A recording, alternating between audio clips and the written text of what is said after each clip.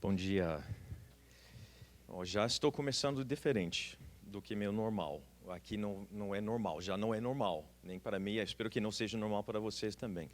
Normalmente começo com muita empolgação. Eu vou começar sem muita empolgação física, porque eu quero contar como um de vocês, na verdade, não como palestrante ou pregador nesse momento. Só quero testemunhar. Ontem eu estava... Antes do Bill, eu estava precisando, vocês estão adorando a Deus, de pé cantando. Eu estava sentado assim, e tentando ter um tempo com Deus, porque eu senti algo forte que eu precisava, não é comum para mim. Eu precisava de um abraço do meu Pai Celestial. É muito fora do comum para mim, porque isso vai ajudar o resto do que eu vou falar a fazer sentido. Eu estava carente. E esse entendimento, essa percepção, muito do que o Bill falou ontem, pouco tempo atrás eu não teria tido. Mas foi meio óbvio, Deus não queria que eu perdesse o que Ele estava fazendo. Naquele momento, o meu amigo Sidney, que eu vejo uma vez a cada ano, 2 anos, nós somos grandes amigos, somos grandes irmãos em Cristo. Ele tinha uma cadeira vazia entre nós, que eu fiz propositalmente. Eu não queria estar com gente, eu queria meu Pai Celestial, eu queria um abraço, eu estava carente. O Sidney chegou perto de mim e me abraçou. Humanamente falando, sem razão. Por que ele teria feito isso? Porque ele foi sensível ao Espírito Santo. Depois ele falou alguma coisa para mim que eu entendi que foram as palavras de Deus falando direto para mim. Eu espero que isso aconteça muito na vida de vocês. Não acontece muito na minha vida, não do jeito que eu quero. E o que nós vamos falar hoje sobre inteligência espiritual, inclusive, podemos tirar aquela foto feia. A pessoa feia já está aqui na frente. Eu não vou usar PowerPoint. Talvez eu explique por que depois. Mas eu apontei porque inteligência espiritual, nosso assunto, nosso tema é inteligência espiritual. E Deus tem me trazido numa jornada extremamente dolorosa para mim. Alguns de vocês depois vão falar, mas isso não é nada comparado com o que eu passei. Ok, então Deus tinha uma outra ideia na vida de vocês, de repente, que sofreram muito. Eu não vou me vitimizar, mas eu vou acabar tendo que usar algumas experiências dos últimos 8 meses para poder trazer a palavra que eu acho que Deus quer que eu traga. E, novamente, não é normal, é diferente para mim hoje. Por quê? Porque, normalmente, eu falo muito em público, eu prego, eu dou palestra. Eu tenho um sistema de preparar sermões e pregações. E porque é tão rutinária para mim, existe oração, eu quero falar o que Deus quer que eu fale, claro que eu quero fazer isso. Mas é um trabalho mental, é um trabalho, às vezes, chega a ser um pouquinho emocional, mas também é muito automatizado. E o que eu vou trazer hoje não foi nada disso. O peso não foi mental, foi extremamente emocional e espiritual. E quando o Júnior, meses atrás, me convidou para trazer uma palavra, ele surgiu alguma coisa que seria mais típico, conteúdo sobre o que eu conheço bem, que eu manjo, que tem a ver com negócios como missão. A gente em inglês fala business as mission. E naquele momento eu entendi, mas o que você acha da ideia de eu falar sobre o seguinte? Ele falou, eu acho que é uma excelente ideia. Então, se não der certo, é culpa do Júnior, tá? Não, brincadeira. Então, eu quero falar sobre tranquilidade em tempos de turbulência. Quero falar sobre a necessidade da gente viver uma vida. Eu vou usar uma linguagem que vocês conhecem, pelo menos para começar, muito simples. Uma vida em Cristo, uma vida vivida no poder do Espírito Santo, uma vida sensível ao que Deus está fazendo em nós e através de nós, onde nós servimos, onde nós trabalhamos. É isso que a gente quer. Inclusive, Isaías 43 seria uma passagem excelente para a gente começar. talvez para tudo que eu vou falar. Especialmente versículos 6 e 21, que cria para nós uma estrutura doxológica. Tudo que Deus é, e por sinal, toda a primeira parte da passagem tinha exatamente a ver com aquela carência que eu tinha ontem, de saber que Deus está comigo. É o que Sidney falou, Deus está com você. É muito óbvio, mas eu estava precisando daquela palavra naquele momento. Isaías fala de como nosso Deus está conosco. E, em versículo 7, como Ele chamou a gente para estar com Ele, para o louvor da sua glória. Que Ele nos criou para o louvor da sua glória. Versículo 22, para que nós proclamemos a glória dele. É uma estrutura, é uma razão de viver doxológica. Doxa significa glória, no grego. Então, quando a gente fala algo doxológico, a gente muitas vezes pensa em cantar glórias para Deus. Qualquer coisa que nós fazemos para a glória de Deus é algo doxológico. Então, normalmente, agora, se você falar, não, João, vem falar sobre algo que não seja business as mission, negócios como missão. Eu vou falar sobre uma vida doxológica, mas nós vamos além, porque no passado, tudo o que eu teria falado sobre uma vida doxológica é viver para a honra e glória de Deus, em todas as áreas da vida, todas as esferas da sociedade e todos os povos do mundo. E tudo estava bem e tranquilo comigo na minha vida. Então, para mim, o que eu estava falando fazia muito sentido, porque a vida não era dura. Eu não estava passando por problemas. A minha mãe lutou 12 anos contra câncer e morreu. E está com Jesus hoje. Ok, foi um sofrimento, mas a graça de Deus estava presente o tempo todo. Mas não impactou a minha vida profundamente. Porque foi um processo longo, a gente estava junto com ela orando, etc. Mas nos últimos meses, incrível que pareça, o que eu vou falar, não podem dar risada, tá? Foi duro para mim. Mas a palavra que nós vamos ouvir hoje, o desafio que nós vamos receber hoje, que tem a ver com inteligência espiritual, tem a ver com aquela experiência. Mas primeiro eu quero falar sobre esses tempos de turbulência.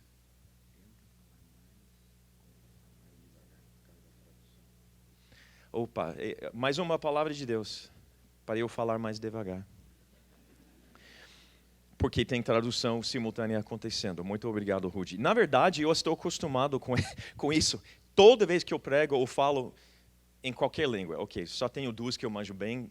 Ok, vocês vão falar que uma é inglês. Segunda, português, nem tanto. Espanhol e francês um pouquinho. Mas português também eu tendo a falar muito rápido. E sempre depois...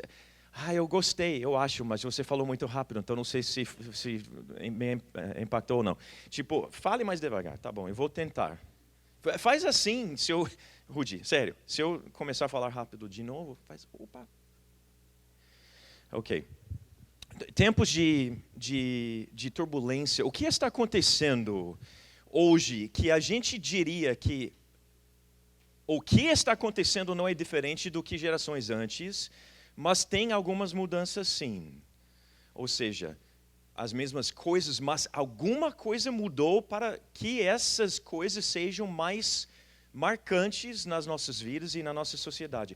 O que nós temos são categorias externos e internos.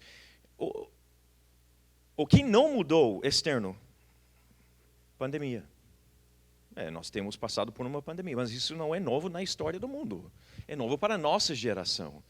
Guerras, Ucrânia, Rússia, não é novidade na história, mas é diferente para nós, está causando impactos globais. Tanto inflação, por exemplo, questões econômicas, financeiras para nós, chegando perto de casa agora, por causa da pandemia, por causa da guerra, por causa de outros fatores. A mudança na nossa política, a raiva que nós estamos vendo na sociedade, inclusive na igreja, por motivos de política.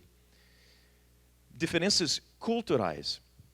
Isso são fatores externos que são as fontes da turbulência.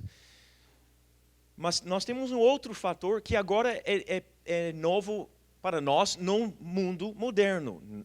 Outras gerações, outras épocas não tinham do jeito que nós temos, que essa aceleração por causa de tecnologia. Então, mudança externa, nós temos muita informação em termos de quantidade. Informação é um problema para nós. Quantidade e qualidade, fake news. A quantidade, nós sabemos mais do que nunca na história do mundo e podemos acessar toda essa informação.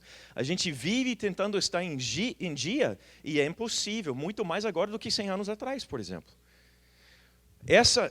Essas mudanças, tecnologia, informação instantânea, criou para nós, ontem foi falado, acho que foi o irmão argentino que falou que o brasileiro sempre fala que estou numa correria. Nós estamos vivendo, nós somos uma sociedade de correria. Nós estamos vivendo na correria por causa desses fatores externos, mas também tem fatores internos que estão complicando, que estão tirando a nossa tranquilidade. Então, mundo moderno, mudanças tecnológicas, mudanças em termos de informação, etc. Também externo, guerra, pandemia e a resposta a essas coisas. Nós temos um problema interno na igreja. É uma fraqueza, uma fragilidade que nós temos na igreja. Eu diria talvez especialmente na igreja evangélica, protestante, que complica tudo isso. Que nós somos mal preparados para lidar com o estresse externo e isso causa para nós uma ansiedade. E a forma que nós tipicamente lidamos com a ansiedade é ser ativista. A gente não para contemplar, para perceber que nós estamos numa luta e nós temos que lidar com isso. Ao invés de pensar como tratar, como lidar com todas essas mudanças externas, ao invés de lidar com elas profundamente, individualmente e coletivamente, a gente acaba virando mais ativista. É um problema na igreja evangélica. Pensa bem, porque nós... entre parênteses, sou sociólogo por formação e ciências sociais nos meus estudos de mestrado e doutorado. Eu tendo a me importar com categorias. Eu não gosto quando a gente faz confusão de categoria. Cristão não significa, vamos fazer o contrário, evangélica é cristão, mas todos os cristãos não são evangélicos. Protestante e evangélico são parecidos, mas não é igual. Mas nesse momento eu vou às vezes falar protestante ou evangélico, basicamente sinonimamente. Eu vou mencionar a igreja católica, eu vou mencionar a igreja ortodoxa. Se eu falar cristão, estou falando sobre todos esses. Se eu falar evangélico, que sou, eu acredito que a maioria de nós sejamos, se eu estou criticando ou falando sobre nós, eu estou falando sobre a igreja evangélica especificamente, não necessariamente sobre todos os cristãos. Mas o nosso problema é uma fraqueza, os evangélicos, protestantes. Protestantes, inclusive, nós somos ativistas porque nós nascemos com uma postura reacionária, defensiva. Alguma coisa está errada, temos que mudar a reforma. Nós protestamos os erros da igreja da época e já vivemos com esse legado. O que é, então, que nós temos? Uma intensificação de fatores externos e uma inabilidade de lidar internamente, individualmente e coletivamente, com essas mudanças. Eu ia contar estatísticas para você, eu gosto de fazer isso para vocês. Só que eu achei tantas coisas, e eu também penso que todo mundo está ciente que eu não preciso citar estatísticas exatas sobre, nos últimos 2 anos, o que tem acontecido. Essa intensificação, aceleração, sim, tem tudo a ver com a pandemia e a forma em que os governos e pessoas lidaram bem ou mal. Se você olhar taxas de crescimento de números de depressão, ansiedade, suicídio, qualquer taxa etária em qualquer sociedade, especialmente sociedades modernas, industrializadas, todas as taxas não continuaram num ritmo normal de crescimento que estava acontecendo, eles aceleraram escancaradamente. Tem tem crianças de 10 anos de idade se suicidando. Pouco tempo atrás, eles nem sabiam o que significa suicídio, muito menos cogitaram a possibilidade de tirar a própria vida. Nós temos overdoses, como que a gente fala mesmo de drogas? Que palavra boa, gostei dessa palavra, é fácil para mim. Doenças, pessoas morrendo de drogas, pessoas morrendo de doenças desnecessariamente, mas por quê? Porque não foram para o hospital, porque tinha medo, ficaram em casa, sei lá o quê, não fizeram um check-up, tinha um tumor, tinha muitos problemas que nós podemos medir que estão crescendo exponencialmente. Abuso doméstico. Até as mulheres estão abusando. Eu não deveria rir assim, não é engraçado, mas é uma mudança ridícula na nossa sociedade. Nossas sociedades. Desemprego, etc. Pega qualquer métrica, pega qualquer categoria da vida humana e veja que, estou falando sobre as categorias ruins, tudo acelerou de forma exponencial. E nós não estamos equipados para lidar, a maioria de nós talvez, eu não sei. Em um certo momento eu vou falar, eu não quero ser presunçoso, talvez não seja problema para vocês. Mas eu acho que nós vamos descobrir que nós estamos juntos em muitas coisas. Nessa jornada dos últimos 2 anos especialmente. A fraqueza, eu quero falar um pouquinho sobre essa fraqueza e fragilidade da igreja que eu mencionei. Da igreja corporativa, coletiva e de nós talvez.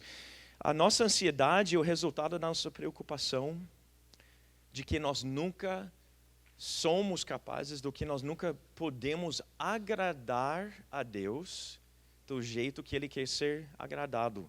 Que nós nunca vamos ser santos o suficiente para Deus.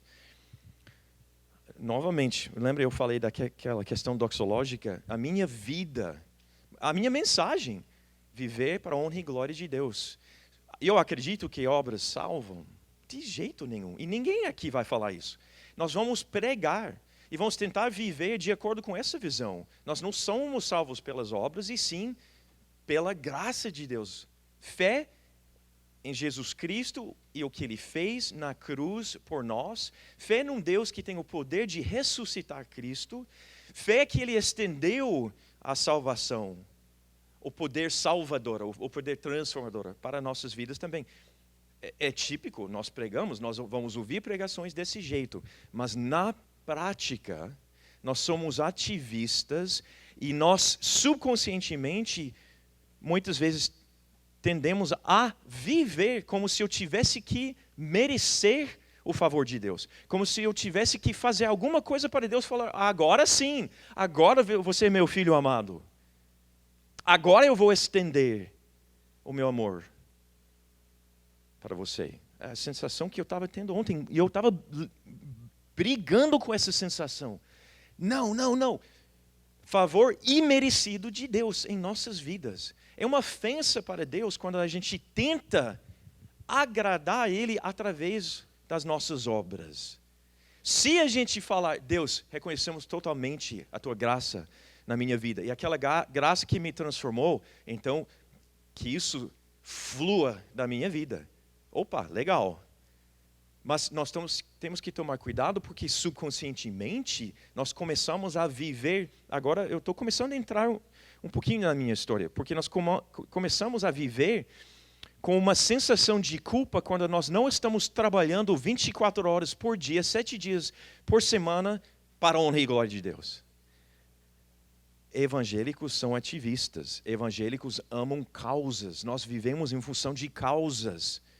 Pode ser na nossa igreja local, pode ser uma questão sobre justiça, pode ser uma questão sobre missões entre povos não alcançados, mas vivemos em função dessa causa e nós trabalhamos. Nós estamos numa correria e nós sentimos todo o estresse de, eu não consegui terminar hoje, não consegui terminar essa semana. Nós não salvamos o mundo ainda. Então, temos que trabalhar mais. E quando nós não conseguimos fazer tudo aquilo que ninguém vai conseguir fazer, a não ser Deus, nós começamos a viver com uma sensação de culpa. E isso causa um ciclo vicioso. Então, vou trabalhar mais. Preciso provar para Deus que eu sou digno. Preciso viver em função da missão dele. Como se ele não ia poder conseguir terminar a missão dele sem a gente. Nós somos, de certa forma, uma fábrica de ansiedade. A igreja evangélica, infelizmente, tem certos componentes que cria fábricas. O Bill fala muito de fábrica. Nós temos que falar com o Bill e pedir para... Eu ia brincar, falar para Bill pedir para Deus. Não, juntos nós vamos pedir para Deus o novo modelo da nossa fábrica evangélica, que não seja uma fábrica de ansiedade, tem que ser uma fábrica de tranquilidade. Então nós não acreditamos que nós somos capazes de merecer nada de Deus. E se eu perguntar para qualquer um de vocês, você vai falar, não, de jeito nenhum. Fé em Cristo, graça imerecida, perfeito. Nós somos justificados pela fé. Mas na prática nós vamos orar e temos que orar mais. E nós vamos evangelizar e temos que evangelizar mais. E nós vamos discipular e temos que discipular mais. E na empresa ou no nosso emprego nós estamos olhando, tem muitas necessidades, meus colegas não cristãos, então eu preciso chamar eles para casa, eu preciso sair com eles, e o tempo todo é atividade. Temos que estudar a Bíblia mais. É uma ansiedade santa, mas ainda é uma ansiedade causada por esses fatores. E culpa e medo e outras emoções negativas acabam acompanhando.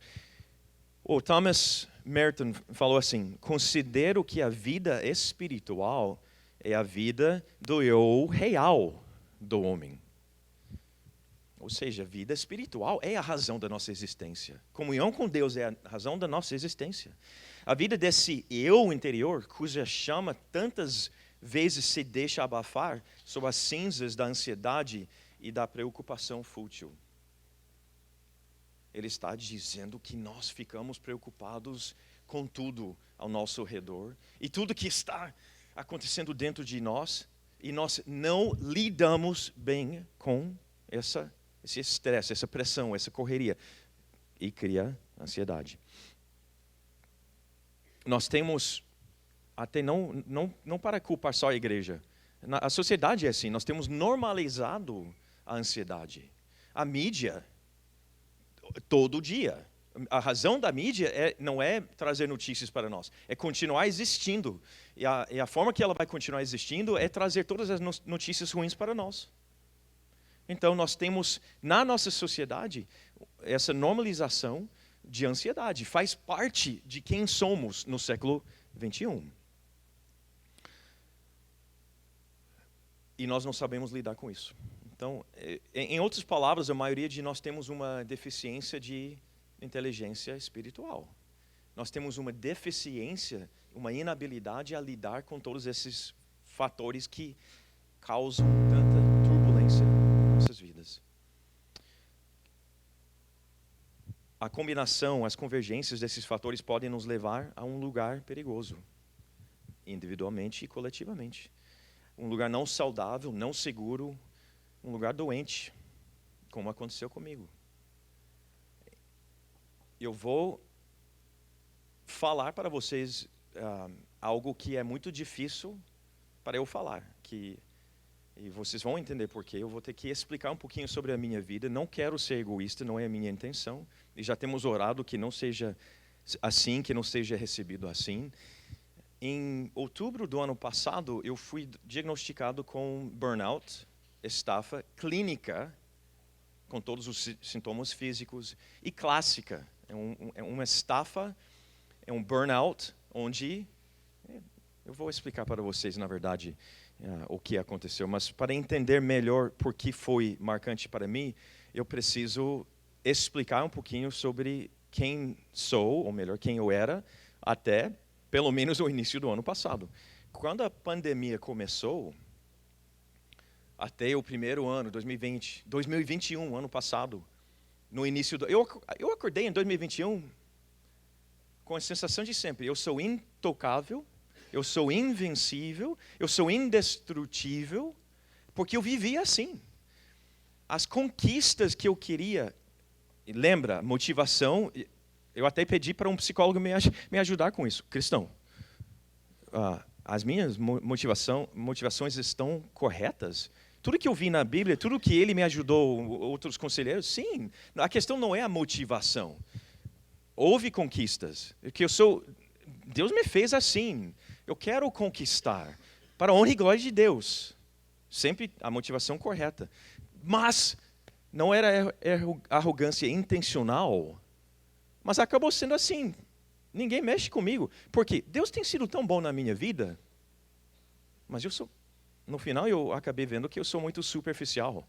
Ele tem sido muito bom na minha vida, mas eu não passei por provação, propriamente dito. Então foi fácil ser ou achar que eu sou indestrutível. Então acordei em 2021, vida boa, tranquila, achei. E começou um processo no dia 23 de maio. Eu tinha 54 anos, eu fui jogar futebol depois de uma década sem jogar, por alguma razão. Não sei o que eu estava pensando, estava frio em Curitiba. Mas jovens, inclusive meninas, eu falei, então não vai ser um jogo sério, não. Cara, meninas jogam pra caramba. São mais intensas do que os homens, muitas vezes. Nós estávamos jogando, dentro de 2 minutos, eu rasguei esse músculo aqui, o adutor magno, rasguei. Caí no chão, a menina que estava me marcando fez assim, mas eu nem toquei nele. E é verdade, ela não... Eu caí porque rasguei o músculo. Eu entrei num processo de quase 2 meses, sem poder fazer quase nada. A semana que eu voltei para a academia, na segunda vez que eu consegui voltar, eu percebi que alguma coisa estava errada aqui. E meu médico falou, você tem herpes zoster? Shingles. Um problema no sistema nervoso. A dor que eu... Agora sim, agora é dor para todo mundo, não estou exagerando. É dor para caramba. Passei quase mais de 6 meses assim, lidando com remédios que não estavam fazendo efeito nenhum. Quase 2 meses. Depois, eu estou melhor, tentando voltar para a academia, para correr. Segundo dia que eu tentei voltar para trabalhar, acordei o dia seguinte, ciática. Eu não sabia o que era ciática, não sabia o que era herpes zoster. Dor intensa de novo, igual, e depois chegamos até outubro, fui para os Estados Unidos, 3 semanas. Eu tenho o privilégio, isso faz parte da história, sou cofundador de algumas organizações, inclusive uma agência missionária que planta igrejas entre povos não alcançados. E nós até hoje plantamos 3.094 igrejas no norte da África, no Oriente Médio, na Ásia, entre povos não alcançados. Então eu estava lá para algumas reuniões, temos uma base lá, temos aqui, estamos em 35 países. Mas olha o que está acontecendo. A minha vida inteira eu tenho sido atleta. Podem dar risada, ok? Tira do sistema. A minha identidade também tinha muito a ver com o fato de, pelo menos de fitness, de saúde, de gostar de fazer crossfit, por exemplo. No início da pandemia, eu estava ganhando competições de crossfit. Eu estava bem fisicamente. E depois de 6 meses, nunca na minha vida eu passei mais de 6 dias sem fazer exercício. Muito menos 6 meses. O que acontece com o teu corpo quando você não faz exercício? Nós temos que fazer exercício, nós temos que estar no sol, nós temos que experimentar a liberdade de estar fora de casa, caminhando, correndo, andando de bicicleta. Isso cria para nós endorfinas, dopamina, são hormônios de bem-estar. Eu passei 6 meses sem estar gerando esses hormônios. E outra coisa, outro fator, quando eu corria, vou explicar, eu corria pelo menos 1 hora ou mais, várias vezes por semana, porque para mim o melhor momento da semana para passar tempo com Deus, para orar, para analisar, para fazer planejamento estratégico, avaliar qualquer coisa, é eu na rua com Deus. Eu perdi isso por 6 meses. Esses fatores mentais, emocionais, fisiológicos, o que começou a acontecer. A adrenalina começou a fazer o que a adrenalina não deveria fazer, tentando preencher a lacuna dos outros hormônios. Então agora, lembra, 6 meses, outubro, chegamos lá, eu e minha esposa tiramos 3 dias para comemorar nosso 25º aniversário de casamento. 3 dias, porque o que nós tínhamos disponível. Na primeira noite, quando eu deitei na cama, eu pensei, agora eu vou descansar. É a palavra que veio. E eu estava pensando descanso profundo, em todos os sentidos. A Sônia dormiu muito rápido. Eu não dormi e começou algo no meu corpo que eu nunca tinha experimentado na minha vida, porque meu corpo falou, depois de anos você me maltratando, a minha alma estava falando também. Você não cuidou bem de mim. Eu pensei, corpo? Não, o corpo está... Não, você não está entendendo. E nós vamos entrar, acho que vamos, quem é o corpo, é a mente, espírito, a alma, o meu ser inteiro entrou em rebelião contra mim mesmo, que não faz muito sentido, mas vocês vão entender. Eu passei a noite inteira achando que eu estava tendo um ataque cardíaco. Com todas as dores, o que está acontecendo comigo? Deus, Google, ataque cardíaco.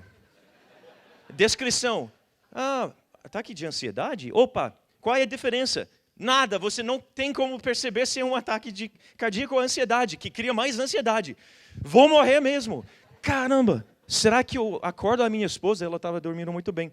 Eu acho que eu preciso ir para o hospital. Mas se eu for para o hospital, vai estragar nossa comemoração. Mas se eu morrer, vai estragar mais. E a noite inteira eu estou pensando assim, com dores. Todas as dores que você imagina. E depois entra naquele ciclo vicioso de, mas que crente sou eu? Como que eu não estou lidando com essa situação? Como que eu estou somatizando problemas na alma, ansiedade, sei lá o que, fisicamente manifesta. Mas o dia antes, eu nem acreditava nessas coisas. Não, você tem dor porque é dor física. Essa ideia de ataque de ansiedade... Ataque de pânico, não existe isso. As pessoas estão inventando. São pessoas fracas. Deus não estava feliz comigo com essa postura. Ele falou, pá. Ele mostrou para mim que é real. Quando a Sônia acordou, eu não morri, obviamente. Também não fui para o hospital, porque eu estava falando, meu coração está bem. Deus, eu sei que não é 50 anos fazendo exercício justamente para não ter um ataque cardíaco. Então, acho que não é o meu coração, mas o que está acontecendo? Falei para ela é formada em educação física, personal. Ela falou, parece que você teve um ataque de ansiedade. Liguei para meu médico, ataque de ansiedade. Liguei para um amigo psicólogo, ataque de ansiedade. Mas não, como? Na quarta, um dia normal, dormi bem, porque eu tomei um remédio. Na quinta, dia normal, dormi. Não dormi. Um ataque igual. Eu pensei, mas agora tem que ser ataque de coração mesmo. Vou morrer, porque não pode ser dois ataques assim de ansiedade. Exatamente a mesma coisa. Eu não consigo controlar isso. Isso causou, para mim, a sensação de eu sou mortal. Pode ser que eu morre. Eu nem contei para vocês que saindo uma semana antes, saindo de Campinas para os Estados Unidos, o nosso avião, um Airbus A330, que tem 2 turbinas, uma delas explodiu. Explodiu, e nós não estávamos atrás. Quem estava atrás viu as chamas também. Pegou fogo o negócio.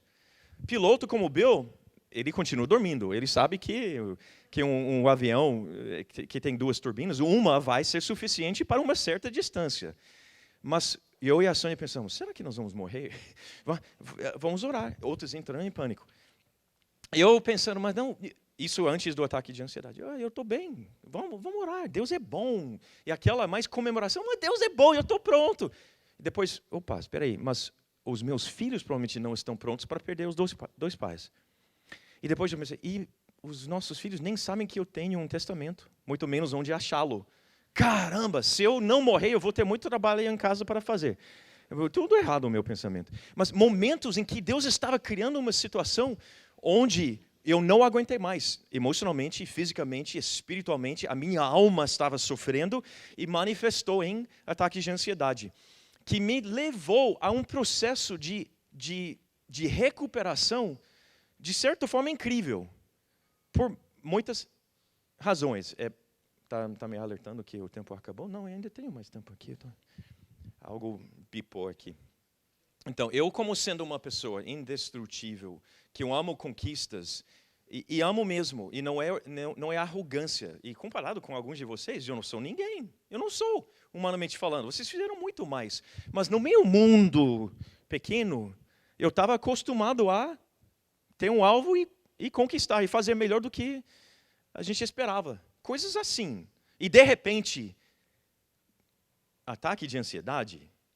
Agora, só para mostrar mais uma coisa. A semana depois,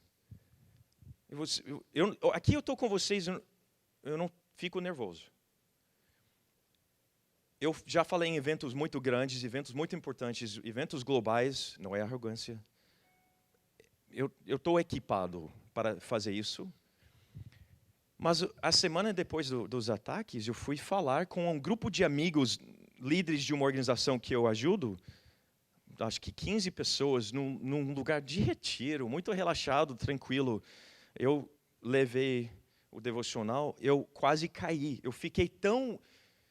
assim, eu não consegui. Ok, agora é ataque de pânico? Que isso? Coisas completamente fora do comum para mim. Começou a jornada de descobrir o que estava acontecendo. Ok, eu entendi que tem que mudar algumas coisas em termos físicos. Meu médico também tinha falado, não pode correr mais por causa da coluna. Ele falou, eu falei, eu posso correr menos. Ele falou, não corra mais. Não corra mais por causa da coluna. Faça outra coisa. O que aconteceu? Todos esses fatores agora também um fator de identidade. Lembra, eu falei, atleta, não sou mais atleta. O que eu não falei para vocês 2 anos atrás, depois de 34 anos sendo vice-presidente e sênior, com o meu cofundador que era o presidente, nós saímos dos cargos executivos da Crossover Global, aquela que planta igrejas entre povos não alcançados. Nós saímos e deixamos nas mãos de duas pessoas incríveis e uma equipe de liderança global maravilhoso. Eu pensei, agora vai ser muita diversão. Eu fiquei perdido, mas eu não sabia. Durante 2 anos eu estava perdido, entrando no espiral de burnout. Eu agora olhando para trás e ver se vocês estão percebendo ou tendo algumas desses sintomas. Eu fiquei sem motivação. Eu amo sair da cama todo dia para servir a Deus, mas nesses últimos 2 anos, agora olhando para trás, eu fiquei sem motivação, sem empolgação. Eu fiquei perdido, eu fiquei sem habilidade de focar, de concentrar. Eu estava demorando o dobro para fazer certas tarefas automáticas, que normalmente seria 4 horas, agora é 8. O que está acontecendo comigo, não sei. Tudo agora, olhando para trás, eu entendo. Eu estava, assim, entrando numa fase de burnout. E a implosão aconteceu em outubro do ano passado. O que é que eu tenho aprendido para curar isso? Ou para vocês, quem sabe, prevenir isso. Eu esqueci mais um fator em outubro do ano passado. Uma semana antes dos episódios, eu estava num outro evento de Business as Mission. Um amigo meu estava falando, e ele falou que ele vai sair, ele tinha um fundo de investimento, ele vai continuar, mas só tempo parcial. Ele vai abrir uma nova empresa, e alguém no final falou, mas e a empresa? Ele falou, eu vou abrir uma empresa, plataforma, aplicativo para bem-estar, soul care, cuidar da alma. E ele falou uma frase. Ele falou, porque os últimos 2 anos têm sido os piores anos da minha vida. Eu cheguei a escrever uma carta dizendo tchau para minha esposa e 2 filhinhos. Um cara muito bem com Deus, um cara muito bem sucedido, quase se suicidou por causa de toda essa turbulência que eu falei antes, que nós estamos experimentando e mal equipados para lidar. Um cara super, humanamente falando, preparado para lidar com isso, quase tirou a vida dele. Quando ele falou isso, eu já tinha falado, feito a minha parte, eu estava nos fundos, olhando, graças a Deus, eu acho, porque eu comecei a chorar, porque eu percebi, eu não estou sozinho. Aquilo para mim abriu os meus olhos para entender que muitas, mas muitas pessoas estão sofrendo dessa forma. Eu nunca pensei em me suicidar, mas outros sintomas eu tinha. Eu, invencível, indestrutível, intocável? Sim. Mas é só para pessoas fracas, exatamente. Descobri que eu sou uma pessoa fraca. Não, mas ter psicólogo acompanhando a vida é para os fracos. De 2 em 2 semanas, eu tenho encontro com um psicólogo. Mas e remédio? Porque, remédio é para os fracos. Estou tomando remédio para a ansiedade. Eu quero chorar. Agora sim, a arrogância minha, é orgulho meu. Eu não quero falar isso para vocês. Mas eu preciso falar isso para vocês. Porque alguns de vocês estão vivendo exatamente aquela mesma correria que eu estava vivendo. Aquela mesma sensação de temos que fazer mais, temos que fazer melhor, temos que fazer mais rápido, temos que produzir. Não, produzir na empresa. Não, mas na igreja também. Às vezes na igreja, nós prestamos contas para líderes na igreja, melhor, para Deus, como se fosse um encontro com a nossa diretoria, nosso chefe, nossos investidores. Olha o que nós fizemos nos últimos 3 meses. Olha o que nós fizemos no último ano. Prestando contas como se nosso valor dependesse do que nós fizemos e não de que nós somos em Cristo. Então eu falei que eu vou dar 2 sugestões para prevenção e cura. Eu vou pedir para alguém simplesmente me parar quando é hora de parar, ou me alertar, porque eu não sei se eu falei no início, mas eu estava na madrugada pensando, Deus, eu não sei o que vai sair da minha boca. Eu tenho coisas escritas aqui, mas está nas mãos do Senhor. Não estou culpando Deus. Se está errado, se eu falo alguma coisa que você não gosta, não é culpa de Deus, tá? Mas eu vou falar mais um pouquinho, porque oração contemplativa. Eu vou dar 2 sugestões para vocês para prevenir, para evitar ou para curar burnout, estafa, ansiedade, para viver uma vida diferente, não na correria, uma vida plena em Cristo. Primeira coisa é a oração contemplativa. Nas nossas tradições evangélicas protestantes não existe isso. A Igreja Católica tem, a Igreja Ortodoxa tem. Nós acabamos jogando fora não só as coisas ruins da Igreja Católica, mas as coisas boas também. E oração contemplativa é algo que nós temos que resgatar. Uma inteligência espiritual tem a ver com oração contemplativa. Eu não sou uma pessoa profunda. Eu não estudei filosofia, como o Bill Job. Eu sou superficial. Eu não vou fundo, eu vou para frente. Tenho que estar sempre em movimento. Eu não consigo ficar parado, porque para mim é um desperdício de tempo. O velho, pós outubro de 2021, agora eu estou vendo a importância de oração contemplativa. Eu nem sabia muito o que era, mas naquela semana depois dos ataques, eu estava acordado sempre na madrugada, cedo, no frio, fora de casa. Mais uma coisa, mais um sintoma. Eu sou extrovertido, mas nos últimos 1 ano, especialmente, eu tinha uma sensação de que eu queria fugir de todo mundo. E mais ainda, eu queria morar no mato sozinho. Eu não estou brincando, eu estava tendo visões de eu sozinho no mato, numa barraquinha, pescando e caçando, sei lá, e tipo o homem do caverno. Eu queria fugir de tudo, mas isso não sou eu não sou assim. Sintoma de burnout. Se você está pensando isso, quer fugir de pessoas, quer fugir da cidade, quer fugir. Fugir é bom, mas não nesse sentido. Vou falar porque é bom daqui a pouco. É bom, mas nós não temos esse entendimento. Então eu comecei a fazer essa oração chorando com Deus. Não perguntando por que eu. Por que não eu? Nós somos seres humanos. Pode acontecer comigo. Mas eu estava falando, Deus, o que é que eu preciso aprender com isso? Eu não quero jogar fora essa experiência. Quero ser um bom mordomo dessa experiência. Por isso estou falando para vocês hoje, contra a minha vontade, de certa forma, contra o meu orgulho. É a 3ª vez que eu estou falando, mas em público, mas com vocês em mais detalhes. E Deus falou, você quer aprender? Então, primeira coisa, você lembra aquela oração que você faz 1 ou 2 vezes por ano, que você está perguntando sobre o estilo de vida ritmo de vida, se você está pecando ou não, e depois você termina a oração pensando, eu acho que eu estou bem. Eu falei, eu lembro, coração correto, eu queria que ele falasse se eu estou errando ou não. Ele falou. Ele falou, literalmente falou, está errado. Você tem que mudar algumas coisas. E isso começou um processo de oração contemplativa com Deus. Tem um cara chamado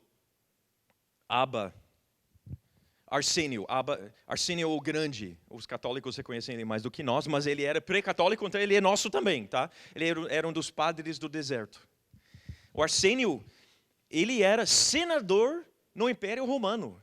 Ele era um homem rico, influente e com muito poder nas mãos. Sabe o que ele fez? Um dia ele entrou numa crise, ele queria conhecer a Deus. Ele queria conhecer a Deus. Então ele falou assim, Senhor, me guie no caminho da salvação. E Deus respondeu, Arsênio, fuja, seja quieto e ore, pois essas são as fontes da salvação. Ele foi para o deserto, literalmente. Agora sim, fugir porque você quer ter tempo com Deus. O que Deus falou para ele, eu achei muito interessante. Fuja, seja quieto e ore. É a base da nossa oração contemplativa. São as ações, e essas são as posturas que nós precisamos resgatar. Podemos ser ativistas, mas em certos momentos, Deus fala o contrário. Nós falamos, faça, vamos fazer, fale, vamos pregar, vamos proclamar, leia a Bíblia, e etc. Evangelize, discipule, faça. Às vezes os imperativos são fuja, seja quieto, ore, tenha comunhão com Deus, desenvolva uma inteligência espiritual.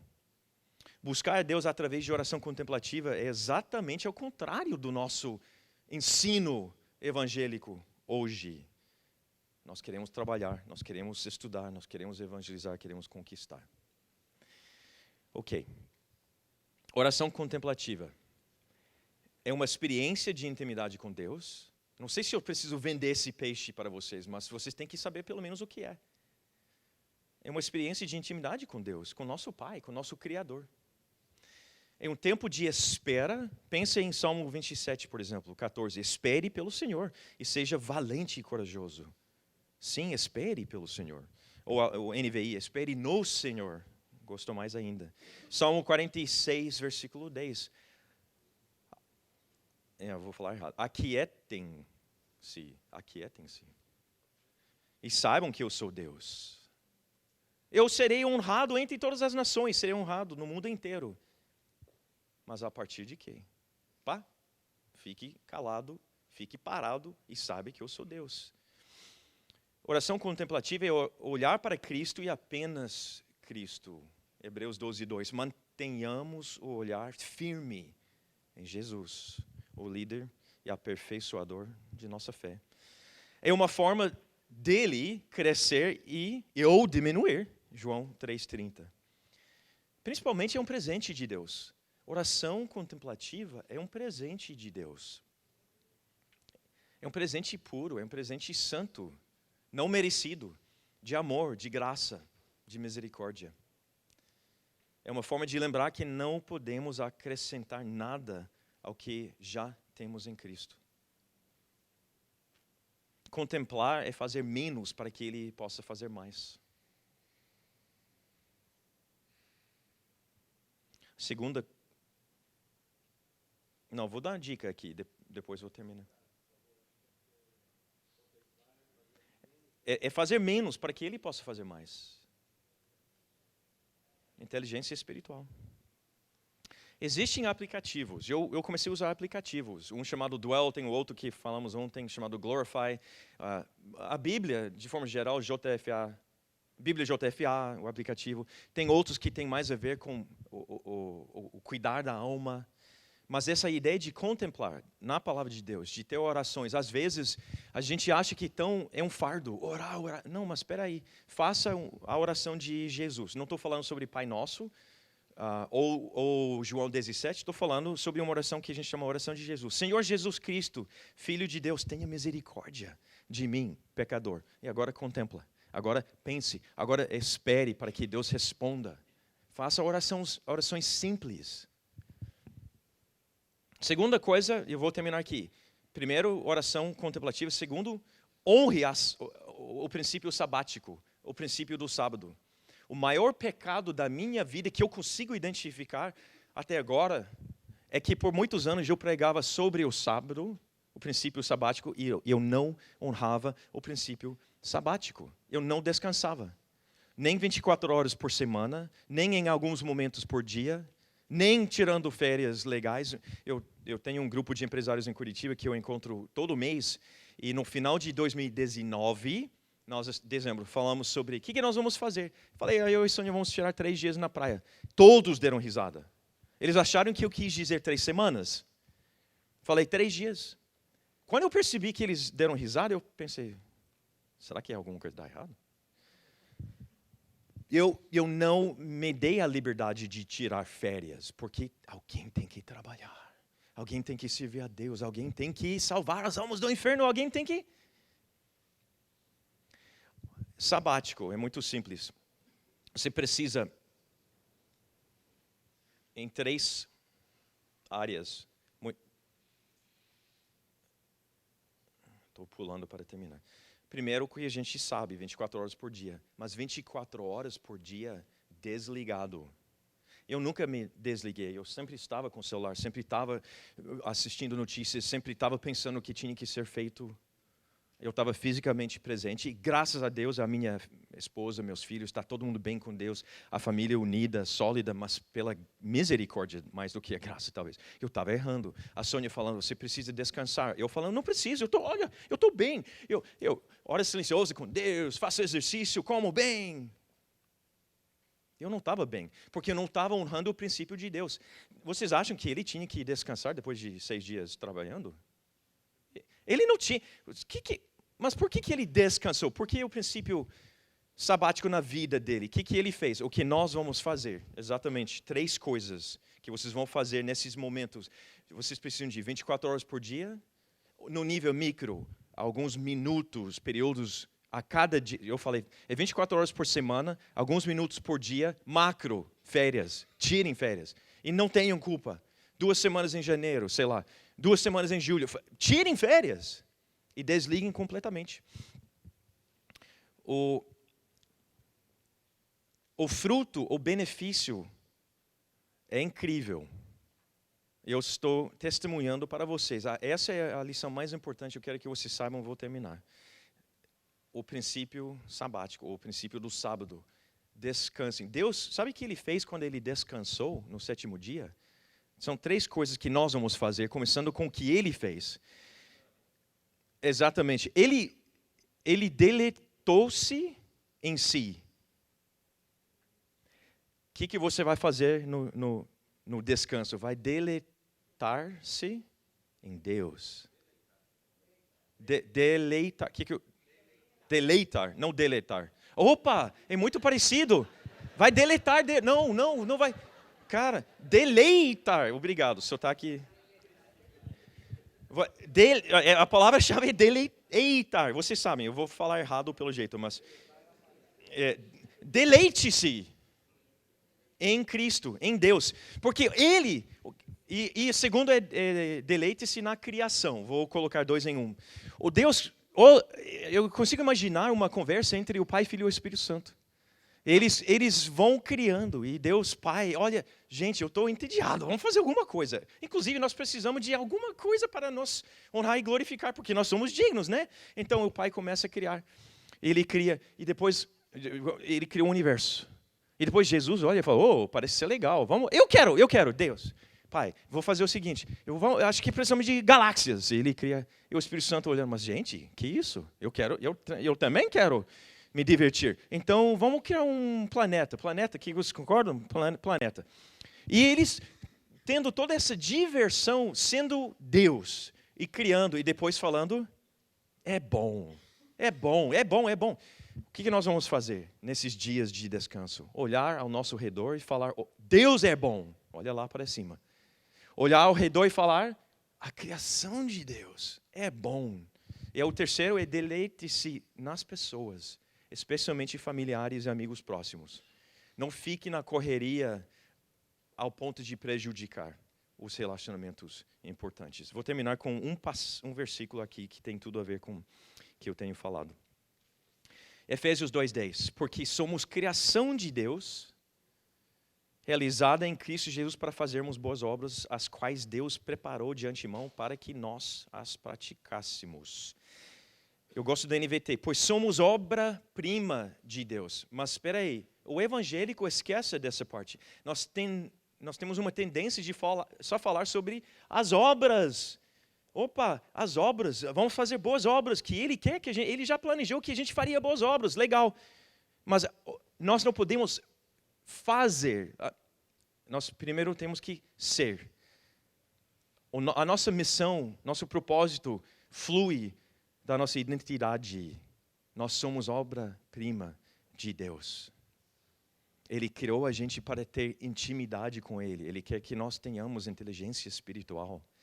Para ser o que Ele quer que nós sejamos. Para que assim podemos conquistar o mundo. Para que assim nós podemos servir, honrar e glorificar Ele através das nossas ações. Eu quero terminar, desculpe, eu preciso de 1 minuto. Agora é 1 minuto mesmo. Eu já tinha essa ideia, quando o Bill fez ontem, eu falei, perfeito, vamos continuar incluindo. Podemos fazer 20 segundos de oração e 40 só esperando ouvir a voz de Deus, tá bom? 20 segundos orando pelo que nós ouvimos e depois 40 ouvindo a voz de Deus.